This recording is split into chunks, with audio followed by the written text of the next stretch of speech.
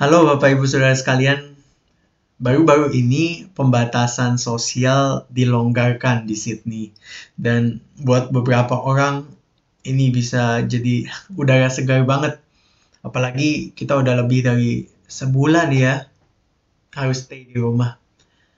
Walaupun tetap kita masih harus tunggu beberapa waktu lagi sampai kita sebagai gereja bisa ibadah bareng di Kingsford, di Randwick, atau di Liverpool. Untuk sementara Bapak Ibu Saudara sekalian, saya mau ngajak Bapak Ibu kembali terus mengecek spiritualitas kita, kerohanian kita. Doing spiritual check up. Di video terakhir tentang bagaimana kita bisa menjaga kerohanian kita tetap sehat di masa isolasi ini, saya memberikan beberapa pertanyaan yang bisa kita pakai untuk menanyakan diri kita sendiri. Kebanyakan dari pertanyaan itu fokusnya ke dalam. Nah, sekarang saya mau bagi beberapa pertanyaan yang berasal dari buku yang sama, ditulis oleh Donald White nih, untuk merefleksikan seberapa jauh kerohanian kita saat ini. Tapi fokusnya keluar. Beberapa pertanyaan itu seperti, apakah kita bertumbuh dalam kepedulian terhadap kebutuhan kerohanian dan kebutuhan fisik sesama kita? Apakah kita makin mengasihi?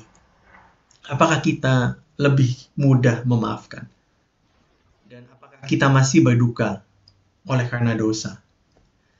Saya akan tulis pertanyaan-pertanyaan ini di bawah untuk Bapak Ibu bisa gumulkan lebih dalam nanti. Tapi sementara, mari kita perhatikan pertanyaan-pertanyaan ini.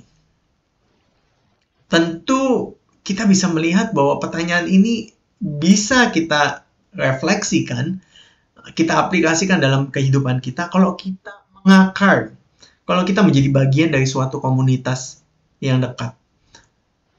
Sama seperti orang itu mirip permata, sisinya banyak.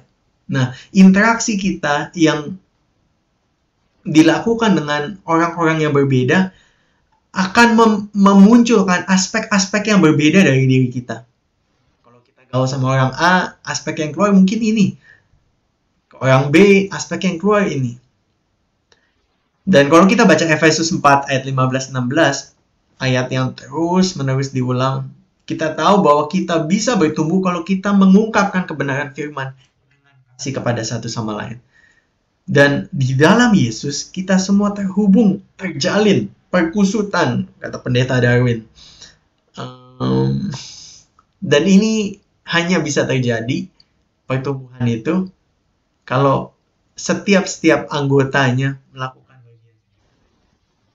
Waktu baca ayat-ayat ini, 15-16, kita pasti bisa dapat kesan bahwa pertumbuhan rohani bukan suatu perjalanan yang bisa dilakukan sendiri-sendiri. Tapi butuh partisipasi dari umat Allah, anak-anak Tuhan. Untuk kita bisa bertumbuh makin serupa Kristus. Tapi masuk akal kan? Gimana kita bisa bertumbuh dalam kasih dan kepedulian kalau kita nggak lihat, tidak berempati, merasakan pergumulan orang? Bagaimana kita bisa makin mudah memaafkan kalau kita nggak pernah berinteraksi? Kalau kita nggak pernah nyalahin orang atau kita disalahin orang? Bagaimana kita bisa melatih pengampunan itu? Bagaimana kita bisa berduka atas dosa? Entah dosa personal maupun dosa korporat, dosa sosial yang menekan kaum-kaum miskin dan terpinggirkan. Kalau kita hidup di zona nyaman kita mengkungkung menjaga diri agar terpisah dari penderitaan dunia. Teladan utama kita, Tuhan Yesus, anak Allah. Dia menunjukkan contoh yang paling mulia dengan meninggalkan surga yang sempurna dan menjadi manusia. Hidup di tengah dunia yang hancur, yang jauh dari sempurna. Dan dia melakukan hal ini untuk pengudusan kita. Di 1 Korintus 1 ayat 30 dikatakan, Kristus tidak hanya membawa pengudusan, tapi dia adalah pengudusan kita sendiri. Yohanes Calvin dengan senada mengatakan bahwa selama Kristus ada di luar kita, kita terpisah dari Kristus. Dan segala sesuatu yang ia sudah derita, segala sesuatu yang dia sudah lakukan demi keselamatan umat manusia, akan menjadi sia-sia dan tanpa nilai ketika kita terpisah dari Kristus. Oleh karena itu, dalam proses pengudusan ini kita perlu tinggal di dalam Dia, mengikuti jejak langkahnya, dan meninggikan Dia dalam setiap kehidupan kita. Saya harap sekarang Bapak Ibu bisa lihat bahwa konsep pengudusan orang Kristen itu nggak sama kayak petapa-petapa timur yang bertapa meditasi di gua-gua yang jauh dari pemukiman. Konsep kekristenan tentang pengudusan adalah konsep yang sifatnya komunal. Jadi coba kita refleksikan pertanyaan-pertanyaan ini. Keluar dari zona nyaman kita dan cari tahu apa yang kita bisa lakukan untuk nurture, untuk mengolah kerohanian kita di tengah konteks sosial yang kita miliki, teman kita, teman kerja kita, keluarga kita. Mari kita refleksikan pertanyaan-pertanyaan ini. Apakah Bapak, Ibu, Saudara sekalian makin peduli dengan kebutuhan orang lain dibanding dengan Bapak, Ibu yang setahun lalu? Apakah kita sekarang lebih makin mengasihi, makin mudah mengampuni orang yang bersalah kepada kita, dan masih terus berduka untuk setiap dosa yang dilakukan? Bapak, Ibu, Saudara sekalian, ketika kita mulai perjalanan ini, ketika kita mulai sungguh-sungguh mau menumbuhkan iman kita dengan pertolongan Tuhan tentunya, dan di tengah konteks anak-anak Tuhan yang mengasihi Tuhan dan mengasihi satu sama lain, yang terus mendorong, terus saling mengampuni, dan terus mendoakan satu sama lain, kita akan menyadari bahwa progres kita atau perjalanan kerohanian kita nggak bakal secepat yang kita harapkan. Dan kadang-kadang bisa sangat frustasi ketika kita lihat diri kita jatuh di hal yang sama, atau ketika kita lihat sesama kita yang kita dampingi, entah lewat kedrup kita atau teman one-on-one kita, terus-menerus jatuh di hal yang sama.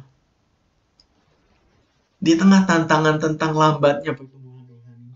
R.C. Sproul, seorang teolog apologetik, dia bilang memang nggak ada metode yang cepat atau jalan yang mudah untuk mencapai kedewasaan rohani.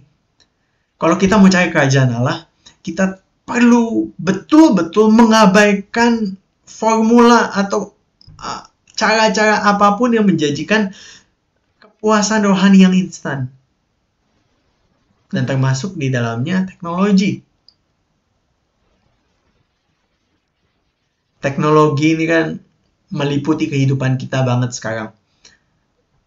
Setiap detik kehidupan kita pasti ada teknologinya. Tapi ada satu hal yang perlu kita ingat. Saat teknologi bisa menolong kita untuk meringankan rasa sakit dengan cepat lewat obat, atau menolong kita cari restoran dengan gampang lewat maps di handphone kita, atau lagi bingung apa, Bapak Ibu bisa tanya apapun dan bisa dapat jawaban apa dari pertanyaan-pertanyaan itu. Di tengah segala kemudahan itu, kita mungkin tergoda untuk berpikir, teknologi bisa bantu apa supaya pertumbuhan rohani saya makin cepat ya? Sayangnya, nggak bisa. Teknologi bisa mendukung, tapi nggak bisa mengkarbit kerohanian kita, pertumbuhan kerohanian kita. Nggak ada jalan pintas, nggak ada jawaban yang singkat, nggak ada cara yang tanpa perjuangan. Pengudusan membutuhkan upaya yang sungguh-sungguh, mengerjakan apa yang Tuhan sudah berikan, sarana-sarana yang Tuhan sudah berikan.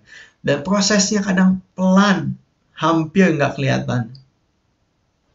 Namun, seperti perumpamaan benih yang ditabur, pertumbuhan dari benih itu pasti ketika kita sekali lagi tinggal dalam Tuhan dan hidup di tengah komunitas. Pablo Casals, salah seorang pemain selo terbaik dunia, waktu usia 95 tahun ditanya, kenapa Bapak masih terus latihan 6 jam setiap hari? Dan dia bilang, 95 tahun Bapak Ibu Saudara sekalian, dia bilang, karena saya pikir saya masih terus membuat kemajuan. Bapak Ibu Saudara sekalian, setiap kita ada dalam perjalanan pengudusan, dan kehidupan kita bisa berubah-ubah settingnya. Ada pandemi, nggak ada pandemi, kerja di rumah, kerja di kantor. Tapi apapun yang terjadi di dunia ini, kita masih sama, masih bertanggung jawab, entah dulu, entah sekarang, untuk memelihara dan mengolah kerohanian kita. Kalau kita terus mengerjakan spiritual disiplin, disiplin rohani, kita akan terus making progress. Kita akan terus berkembang, terus maju. Berapapun usia Bapak Ibu Saudara sekalian. Dan itu akan tampak lewat kasih kita kepada Tuhan dan kasih kita terhadap sesama. Saya harap renungan singkat hari ini bisa menolong kita, encourage kita, mendorong kita lebih lagi. Tanya pertanyaan-pertanyaan ini. Ayo kata, jaga kebersihan, stay safe, dan sampai ketemu lagi.